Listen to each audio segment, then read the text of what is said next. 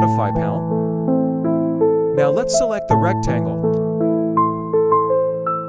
Let's change the hatch scale to 4, tab to register. In my previous lesson about working with hatch patterns, that was lesson 17 in this course, I forgot to show you how transparency works. Now even though I've increased the transparency, nothing changes on my screen.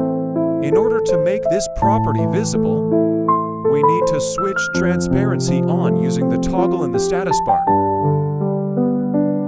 Let's accept our changes and close the hatch editor. Now let's select the hatch we just created. Go to Edit on the main menu, scroll down to Copy, and back to Edit, select Paste. And I simply left-click to paste the hatch. Now let's go ahead and select the hatch we just posted here. We don't see the boundary right now. Let's switch Associative off. And now we see the boundary and the handles. I can grab and reposition the handles. When I mouse over a handle, I see the option to stretch, add, or remove a vertex. Let's remove this vertex. Let's mouse over this handle. Here we have the option to stretch, add a vertex, or convert to arc. Let's activate snap mode now. Endpoint and midpoint snap are active. Let's snap to this point here.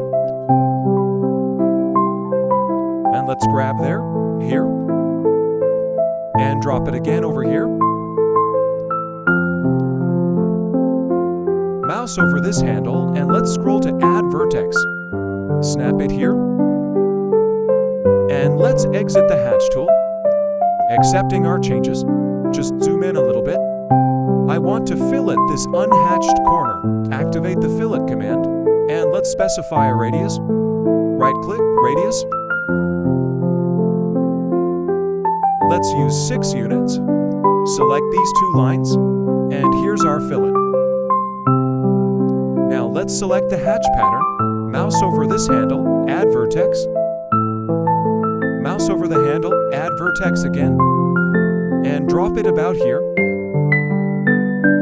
And let's mouse over the handle again. Select Convert to Arc. When I mouse over this arc, the midpoint becomes selected. Let's snap to that point. Left-click to accept.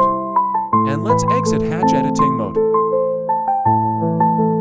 As you see, the Edit Hatch tool is very flexible.